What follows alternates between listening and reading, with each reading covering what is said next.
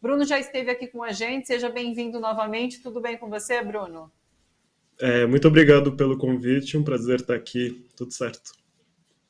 Bruno tem sido uma voz muito importante também, crítico a Israel. Eu queria que você falasse um pouquinho sobre essa nota do coletivo, e vocês colocam algo que é muito importante, que Lula manifesta algo que está no imaginário de todo mundo, é isso. Ele denuncia a intencionalidade de Benjamin Netanyahu, a comparando com a intencionalidade de Hitler durante a Segunda Guerra Mundial no extermínio de judeus. Eu queria que você falasse um pouquinho sobre o que motivou o coletivo a emitir essa nota e a sair em apoio a Lula após essa fala. Fala que está sendo amplamente criticada, principalmente por setores da grande mídia. Como que você viu tudo isso? A gente teve muito debate ontem na elaboração dessa nota.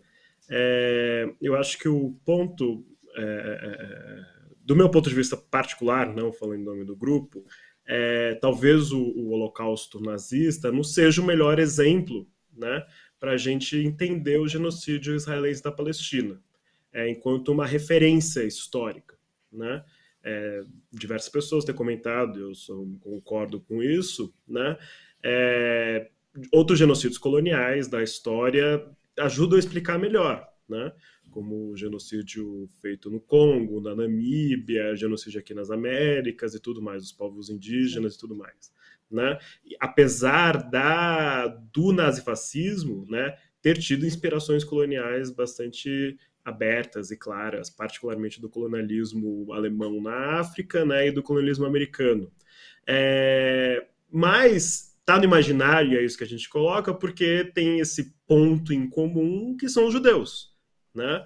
Os judeus, ora como vítima, ora como algozes, como a gente coloca, né? Então, acho que isso serve, é uma provocação, claramente, do presidente Lula, né? E é uma provocação que, historicamente, todo mundo tenta evitar, tem evitado em fazer. Eu, por exemplo, fiz logo no, acho que dia 1 ou 2 de janeiro, um post no Twitter, né, dizendo como no segundo dia, né, logo após o 7 de outubro, eu dei uma entrevista para a Opera Mundi, em que eu comparei Gaza ao gueto de Varsóvia, e me arrependi. Sim. Imediatamente eu me arrependi, porque eu falei, putz, gueto de Varsóvia, as pessoas morriam de fome no gueto de Varsóvia. Gaza é tenebroso, mas as pessoas não morrem de fome. No dia 1º de janeiro, as pessoas estavam morrendo de fome em Gaza.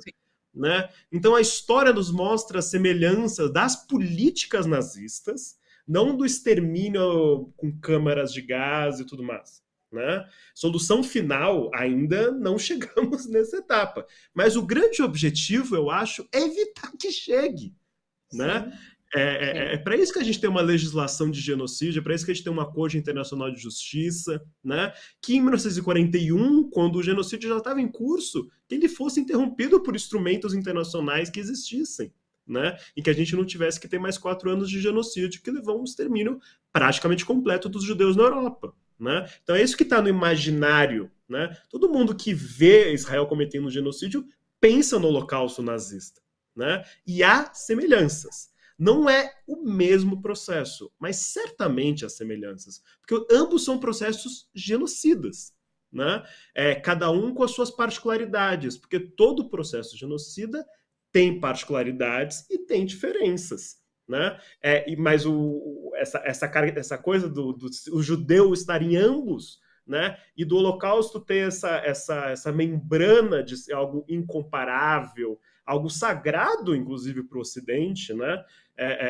Que é, por exemplo, a Vera Magalhães tweetou e eu fiz um comentário no Twitter, né? É algo que a gente tem que contestar, porque o genocídio, né, o nazista não é algo incomparável. Pelo contrário, a gente tem que entender o genocídio nazista para aprender com ele e impedir que isso aconteça novamente. Né? Então, isso é o sentido da pedagogia do Holocausto, o sentido da pedagogia do genocídio. Se a gente continuar mantendo essa aura de unicidade do Holocausto judeu, né, a gente não vai impedir que a gente aprenda com a história. Né? E o que a gente está buscando trazer aqui é justamente as lições da história. Impedir que ela se repita como farsa, como colocou Marx. Mas ela está se repetindo como farsa, infelizmente. Bruno, sabe que eu lembro, eu acho que você chegou a fazer esse comparativo com a situação de Gaza, ao gueto, comparativo ao gueto de Varsóvia, aqui com a gente também. Eu lembro que o Maringoni, com quem eu conversei agora, também chegou a fazer esse comparativo. E na época realmente era uma situação ainda de bombardeios, por parte de Israel, mas não da situação de fome. Mas no começo do ano a gente viu as notícias sobre crianças se alimentando de grama porque não tinham o que comer. Então a situação evoluiu de fato para o que foi, para esse paralelo realmente. E isso me lembrou, quando chegou essa fala de Lula, me lembrou bastante da sua fala e da fala de Gilberto Maringoni. Um outro detalhe que você fala agora sobre essa questão numérica, muita gente está se apegando ao número para criticar a fala de Lula. O Holocausto matou 6 milhões de judeus e 30 mil pessoas que morreram só na faixa de Gaza, mas é isso, a gente vai esperar para ter um número completo de palestinos mortos para poder denominar isso um genocídio. Então, são esses detalhes, essa discussão de detalhes que para mim não fazem nenhum sentido, porque de fato é isso. É uma matança, é uma chacina, é um genocídio, a gente não pode seguir acompanhando. Então, que bom que Lula fez uma fala forte que levou a essa reflexão, inclusive. E a gente vê o coletivo que você faz parte saindo em defesa de Lula. Esses dias a gente mostrou, inclusive, lá em Israel, judeus ortodoxos que também continuam se manifestando contrariamente a essa política de Benjamin Netanyahu. Como que você vê a situação hoje de Netanyahu e para onde a gente caminha em Israel? Há possibilidade, falava sobre isso agora há pouco, de uma resolução apresentada pelos Estados Unidos no Conselho de Segurança que pode levar a um cessar-fogo ali na faixa de Gaza. Como você vê as perspectivas para o povo palestino nesse momento? Acho que, por enquanto, ainda estão bastante cinzas, né? Para usar um termo que eu pensei em inglês, mas grim, né? Ainda são tenebrosas as perspectivas. Né? Apesar, eu acho que de uma crescente mobilização.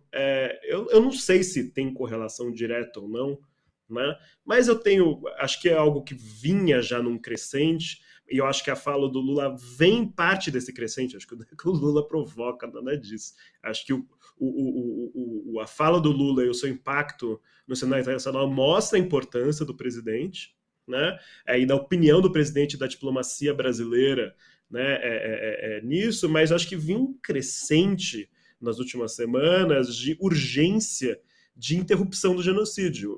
Agora, antes de entrar no ar, eu vi que o príncipe William está defendendo o cessar-fogo. Pelo amor de Deus. O príncipe William. A realeza britânica está defendendo o cessar-fogo. A gente está falando dos maiores assassinos da história. Né? Então, eu acho que está chegando num ambiente de urgência, que é isso, essas notícias que surgiram, acho que desde antes da fala do Lula, já tinha esse boato, o New York Times deu essa notícia que os Estados Unidos apresentariam essa resolução. Eu vi que eles vetaram hoje uma resolução no Conselho de Segurança, sim, mas estamos aguardando para ver se eles apresentam uma resolução, né, que facilite a negociação. Né? Eles vetaram essa resolução de hoje, falando que não facilitaria uma negociação com o Hamas, né, na troca por reféns. Então, eu acho que o próprio Estados Unidos está sentindo essa urgência, porque as eleições estão começando a bater nos Estados Unidos. Né? E eu acho que, diferente do Brasil, no qual a política externa de um país tem pouco impacto nas eleições, né? Nos Estados Unidos, a política externa tem impacto nas eleições, particularmente a presidencial, tanto que eles têm um debate, tradicionalmente, falar somente de política internacional. Né? Então, eu acho que isso força, né, os Estados Unidos a agir. Eu esqueci de trazer um ponto importantíssimo da nota de vocês, que é o pedido para rompimento de relações com Israel. Vocês colocam isso, né? Isso é bastante importante, isso não aconteceu até esse momento. Vocês pedem esse rompimento de relações, inclusive porque é uma troca de equipamento bélico, né? Troca não, mas enfim, compra e venda de equipamento bélico com Israel. Eu queria que você comentasse um pouco sobre isso. Eu acho que esse é o ponto central da campanha BDS aqui no Brasil, né? O embargo militar a Israel. E o resultado, por enquanto, né, dessa fala do Lula é que o Lula convocou o embaixador brasileiro em Tel Aviv a retornar ao país, que é uma ação, a gente não pode desprezar isso, né, mas a gente acha isso ainda insuficiente. né? Colômbia e Chile, que são nossos parceiros regionais, fizeram isso em novembro, se eu não me engano, né? A gente, antes tarde do que nunca, mas um pouco tarde demais, né? É uma medida muito pequena para acontecer tarde demais, eu acredito, né? Mas eu já ouvi de interlocutores que têm um maior conhecimento de como funcionam as coisas no executivo e tudo mais. O embargo militar aqui no Brasil é muito difícil, porque as Forças Armadas têm autonomia na aquisição de itens militares, fazer contratos diretamente que não passa pela Casa Civil. Então, o embargo militar e as Forças Armadas brasileiras são os maiores compradores de equipamento militar e de segurança de Israel. Então, a gente pode, talvez, impedir que a BIM, por exemplo, compre, porque a BIM passa pela Casa Civil, a BIM é civil, mas as Forças Armadas, não, isso significa enfrentar as conexões das Forças Armadas. E nós, aqui no Brasil, sabemos muito bem como o Lula tem buscado evitar qualquer confronto com os militares, né? Acho que se ele está buscando enfrentar qualquer confronto em relação ao golpismo dos militares, não vai ser Israel que vai comprar a briga, né? Então, acho mais fácil o Lula interromper as relações de uma forma geral do que fazer um embargo militar somente, né? Mas a gente chama atenção para o embargo militar porque ele mostra essa conexão nefasta entre a morte dos palestinos e a morte das populações negras e faveladas aqui no Brasil, né? Entre, inclusive, o golpismo das Forças Armadas, né? Entre a intervenção neocolonial que o Brasil fez no Haiti, né?